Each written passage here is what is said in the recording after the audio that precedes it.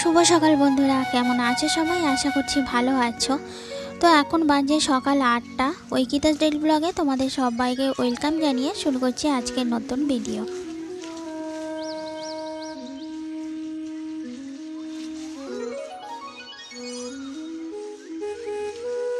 আর আজ হচ্ছে মঙ্গলবার। তো গ্রামের দিকে সকালে উঠে এই কাজটা একদম মাস্ট, নেতা দেয়া, গোবর লেপা, যেটা বলে, আমরা নেতা দেয়াই বলি। তো যাই হোক, নাচে টাচে দিতে হয়, কিন্তু নাচটা যেহেতু ঢালাই করা, মানে বাপের বাড়িতে, তাই নাচটা আর দিতে হয় না, একটু জল দিয়ে ধুয়ে দিলেই হয়। আর বাড়িতেও সেরকম গোবর জল দেবার জায়গা নেই। তো এই উনুনটা বা এই চালাটা একটু সকাল সকাল ভালো করে আমি নেতা দিয়ে লেপে দিচ্ছি, কারণ এখন তো এখানটায় বেশ ভালো রোদ আছে। তো ভাত চাপিয়ে এখানেই আমি চা খাই বা তরকারি কেটে দিই, এইখান থেকে উঠতে ইচ্ছা করে না। তো যাই হোক, ওই দিকটা সেরে চলে এলাম ঘরে।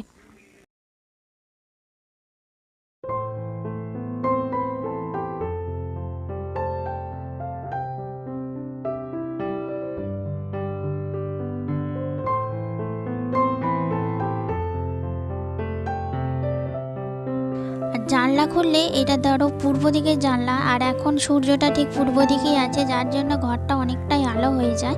আর ক্যামেরাটা যার জন্য দেখতে পাচ্ছ চকচক করছে, তো তার জন্য ক্যামেরাটা একটু সরিয়ে দিলাম।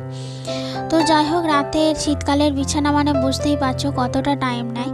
তো যাই হোক, এই ঘরেই যা যা বিছানাগুলো আর কি ছিল সেগুলো সব তুলে নিয়ে চলে গিয়েছিলাম ছোটো ঘরে।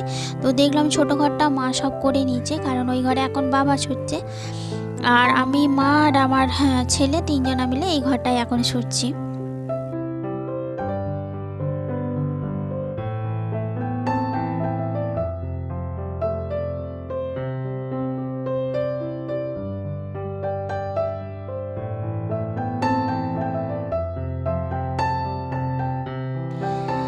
তো চলো, বিছানাটা তুলে ওই ঘরে দেখো আমার ছেলে টিভি দেখছে। তো দুটো ঘরই আমি খুব ভালো করে ঝাড় দিয়ে নিচ্ছি।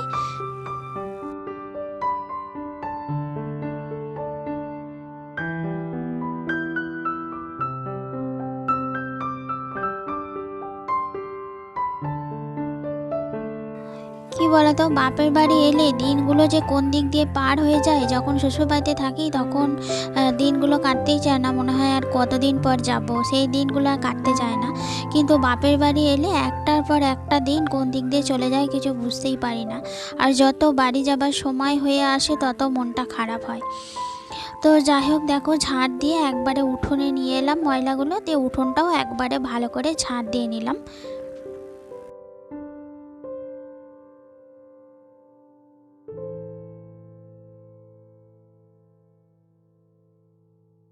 আর ফুল গাছের গোড়ায় প্রচণ্ড পাতা পড়ে ময়লা হয়ে আছে, আর যতটা যে কাগজ আমার ছেলে বোন যেগুলো কুচিয়েছিল সব ওইখানে জড়ো করা। তো মা বললো পরে একদিন সময় করে ফেলে দেবে। তো যাই হোক, কিছু বাসন ছিল, এগুলো ধুয়ে নিলাম, ধুয়ে একটু কলের জল বুলিয়ে নিচ্ছি। কলের জল বুলিয়ে নিলে কি হয় বলো তো, যদিও পুকুরে জলটা এখন ভালো, কিন্তু সব সময় যদিও এখন হয়ে উঠছে না। তো যাই হোক, কলে জল বুলিয়ে নিয়ে আমি একটুখানি মুছে দিচ্ছি যাতে জলের দাগটা না পড়ে।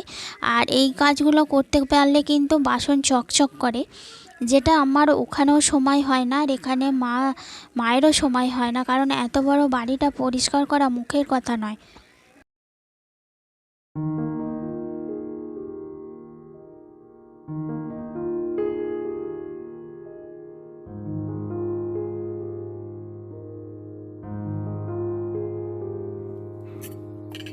তো দেখো, এখানে মা দিয়ে গেল চা। তো মাকে বললাম চা খেতে খেতে তরকারিগুলো কেটে দিয়ে দাও। আর এই রোদ থেকে বসলে একবার আর উঠতে ইচ্ছা করে না। তো চাটাকে এইখানেই মাকে বলবো ভাতটা বসিয়ে দিতে, আমি একবারে ভাতটা ফুটিয়ে দেবো।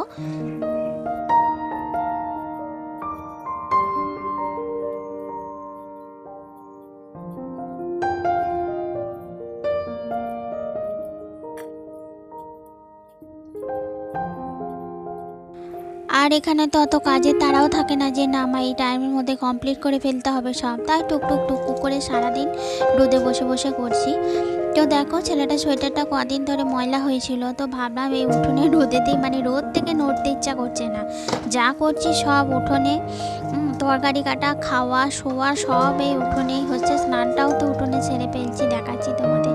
তো চলো এখন ছেলেটা সোয়েটারটা কেচে নিই, তারপর আমি স্নান করব।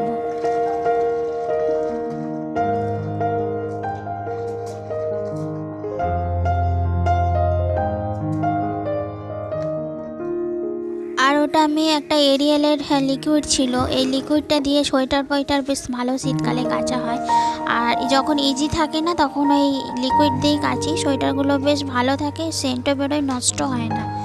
তো সেইটা দিয়েই ছেলেটা সোয়েটারটা কেচে নিলাম।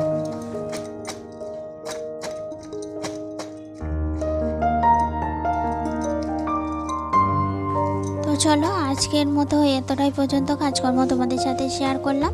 তো দিনগুলো তো কেমনভাবে কেটে যাচ্ছে তোমাদের তো দেখালাম, তোমাদের সঙ্গে সবটাই শেয়ার করছি। ভালো লাগলে প্লিজ একটা লাইক দিও, আর এরকম যদি আরও নতুন নতুন ভিডিও দেখতে চাও তাহলে প্লিজ চ্যানেলটিকে সাবস্ক্রাইব করে পাশে থাকা বেল আইকনটি প্রেস করে দিও। তো চলো আজকের মতো টাটা, দেখা হবে তোমাদের সাথে নেক্সট কোনো ব্লগে। ভালো